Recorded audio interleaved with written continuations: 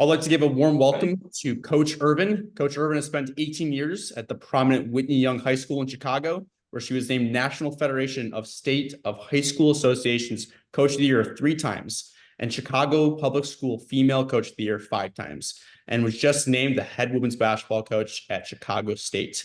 Coach Irvin, welcome to In the Huddle by Coach Corner. It's great to have you in today. Thank you. I appreciate you guys having me on. Are you more of a Coach Corry or Coach Irvin? Uh, Probably Coach Corey. I don't Coach know. Corry? Okay. All right, Yeah, we can go. doesn't Okay. matter. Either one, All right. either one, that doesn't matter. So let's get the important stuff out of the way. So your email, your email has the number 23 in it. Yep. And I want to know, Irvin. C. This is great. Great radio right off the bat.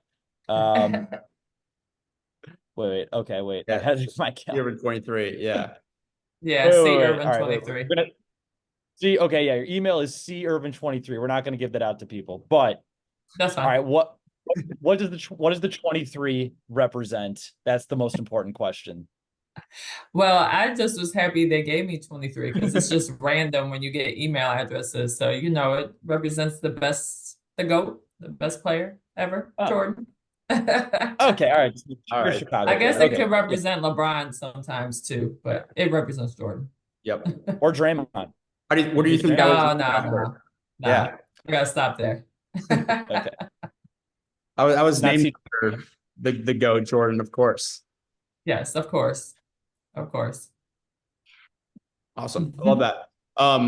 At Coach Corner, we're all about helping coaches get their first opportunity somewhere, whether it's youth sports, high school, whatever it might be. But how did you first get into coaching, and what made you decide to get into coaching? So my dad actually I missed the game. I was done playing. And he suggested I just try it out to see if I like it. So I tried out helping at a private school, JV team, just to see if it was what I liked. And then from there, Doug Bruno had a spot open on his staff. And so I went from there to being an assistant at DePaul and just kind of got into it partially because of my dad's push and partially because I really wanted to be around the game again. Cool. I love that. You've coached at all different levels. You said DePaul, you coached at Whitney Young, an elite high school in Chicago. Mm-hmm. Then you've coached at, a few different schools at the assistant level, now the head coach level. So 2-part question. What's it like, making the jump from high school to college, and then from college assistant to college head coach? I think the biggest jump from high school to college, for me, it was just more the maturity of the players. I mean, I think the game is the game. I think in the high school level, what I enjoyed is that you're teaching every aspect of the game because they're kind of like sponges. They don't know their own game. The younger the more they're trying to find their game. So you're teaching them every aspect of the game to allow them to just kind of build. And more so when you get to college, you're kind of fine tuning what they're good at just to fit into, how you're trying to play. So it's just different what you're teaching. But it's more the maturity level naturally of the players, what you're trying to teach them off the court changes from high school to college. As far as being the assistant to the head coach, I prefer to be a head coach. I think that's just my personality and what I like to do. Not to say I didn't enjoy being an assistant coach, but I prefer being a head coach better than I liked being an assistant coach. So the jump for me, I think because I've been a head coach before, it hasn't been like that drastic, for sure. I just think, one of the main differences between the two is just the decisions and the amount of decisions that rest on your shoulder as a head coach versus an assistant coach. Obviously, that's definitely different. Yeah.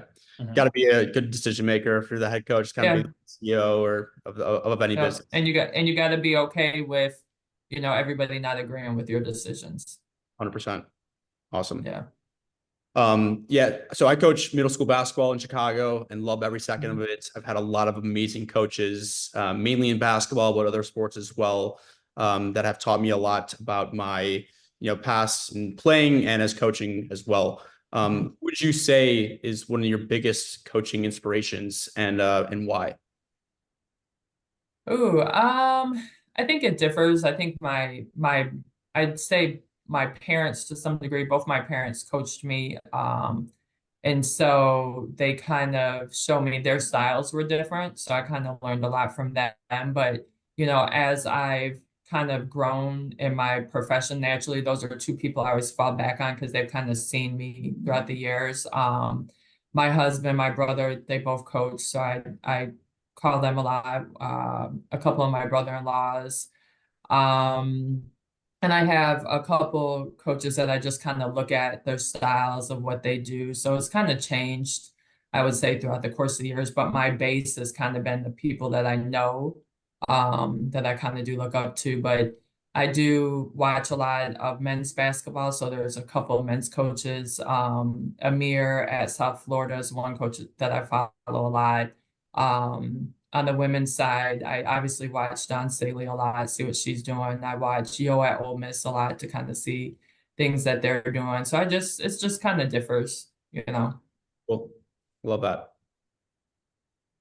So coaching, especially, at the collegiate level, I feel like it's kind of a legacy industry, and that there's a lot of old school mentalities that still, permeate the job market. It's you kind of really have to be a risk taker to want to bring in the use of maybe like certain types of analytics or technology into your coaching. Would you say, you are kind of, more new age? Have you brought in any sort of like new school tactics or, like using analytics or different types of technology? Have you been advised not to? Is there anything you could, speak to in that regard? I think you got to be a risk taker in this profession. I mean, if you're not, I don't know. I mean, I just think you gotta be willing to put things out there, and maybe they work, maybe they don't work. But you got to be willing to take risk. I say that I spent a lot of time studying different types of defenses, especially early in my career, and kind of taking bits and pieces from a bunch of different defenses to kind of mold my own and my philosophies. So I think that's a big risk, naturally, because it's, bits and pieces of different things that I've learned. And I just think as the game evolve, I like analytics. I like to know all the information, but I don't go super crazy with it to some degree, because at the end of the day, I don't think that's everything. But I do pay attention to a lot of analytics. There's some stuff that I'm pretty certain on, like defensive stops in a row, percentages, what's the best shot, what's the toughest shot.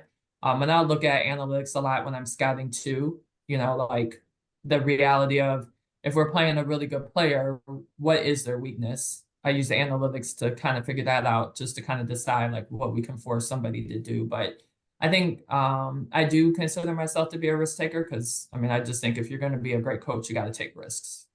Yeah. Just like our players, they got to take risks for us to be great. So Yeah, 100%. No, I love that. That's such a great answer. Mhm. Well, first off, I want to pivot a little bit. Congrats on becoming the new head coach at Chicago State. That's awesome accomplishment. So congrats to you on that. Thank you. Yeah, would love to kind of learn about that process. Like, how did you first get in touch with the team there? Did they reach out to you? Did you reach out to them? And we'd love to kind of, learn about that interview process as well and how that went out.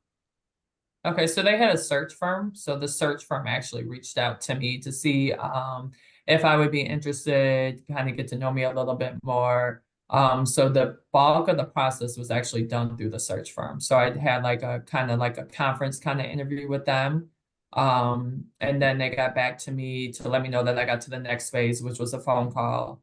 Then there was another phone conference. And then I think I had a Zoom, and then I came on campus. So there was like, it probably was maybe like a 3-week process, 4-week process. I mean, it was a process. Yeah. But a lot of it was interesting now. Like if a school uses a search firm, a lot of your communication is with the search firm, Okay. versus necessarily with the administration until it needs to be with the administration. Got it. And do you have to sign up to be a part of that search firm's process, or is it, they have their own process and they kind of they reach out to qualified applicants like yourself that might align with? Yeah. Yeah. Yep. Yep. A lot of networking, I think, takes place to be on those lists for them to reach out to you. Yeah. Okay. How Yeah. much And conversation did you have with any assistant coaches or the athletic director? Was it just kind of at the tail end for the most part? Because I imagine a lot of coaching is relationship building and making sure that you are, you have similar communication skills with, the people that you're gonna be working with on a daily basis. And so as much Mhm. selling to you, you're probably, as much as you're selling to them, they're also selling to you as well to be a part of the team. Yeah. I had a few with the athletic director. I really, that was a lot of my decision making and even taking the job was I Yeah. really feel like the athletic administration, my conversations with them, the vision for the program, they aligned. Nice. Awesome. Very Yeah. cool. Yep. how about your previous job, uh, you know, with Mississippi State, when you became, an assistant there, was that also a search firm? Was that more you applying for that position? No, so actually the head coach there, Sam, I knew him from a recruiting standpoint. So he would, at jobs that he was at as assistant coach, recruit some of my players from Whitney Young. So when he was Okay. going through the process there, the hiring process, he contacted me to see if I would be interested if he got the job. Would I be interested in joining a staff? So that was just the relationships based off of, someone that I kind of knew, didn't really know that much, but, knew from a recruiting standpoint. And I think a lot of, even at the high school level, a lot of jobs is knowing people, because you need someone to make a call. And naturally, this is a relationship based business. So if I know you, Jordan, and I'm like, okay, I trust Jordan's opinion, and Jordan tells me to call, someone that he knows for a position, I'm more apt to do it than just a random person's resume that I see that's not attached to a person that I may know or trust. So that's definitely how I got to Mississippi State. It's also kind of how I got to Illinois, to be honest. Yeah, love that. Sticking with this season, like what are some of your biggest goals as a team and as a coach for this year? And what do you think are some of the biggest challenges that you're going to be facing going into this new chapter? I think the biggest challenge is just changing the mentality. I'm taking over a program that hasn't won in a long time or won games in a long time. So it's the foundation of just changing the expectations, and that's the biggest challenge. And that's also my biggest goal, to change the mentality and the expectations. So right now, that's what we're working on, is just a whole mind set shift to, you got to expect things of yourself. And then once you expect things of yourself, you do them. And when you do them, then that leads to the commitment that it takes to win. So right now we're just trying to build a winning culture. And I'm lucky enough to have a whole staff. We're all winners. So we know what it looks like and what it takes. So, every day that's what we're trying to instill to the team that we have right now. Cool. No, I And, love that. and our goals are just to be better than we've been. I mean, I tell them all the time, we got to be better than we were. That's all you really can do. I always love the line, like 1% better every Yep. single day, and you're always reaching that goal no matter what. And Yep. you never get there because you're always striving to be 1% better. Yep. Definitely. Definitely. Cool. What advice would you give to yourself 5-10 years ago, or somebody, 5-10 years your junior who's trying to break into coaching right now? I think my biggest thing, and I tell coaches this, and people who call and ask me that want to get into business, you got to bet on yourself. I mean, when I left Whitney Young to go to St. Xavier, I took a huge risk. I have 3 kids, a husband. I took a pay cut. I didn't know if it was going to work out. And I was like, well, if I don't do it and I don't try, like, who's going to bet on me at the end of the day? So I think it's, being willing to take the risks and bet on yourself, and know that, like, each individual process might look different. Your coaching process and coaching path might look different than somebody else, but what's best for you, and just being willing to take that chance. Love that. Love that. And one final question that we ask everyone.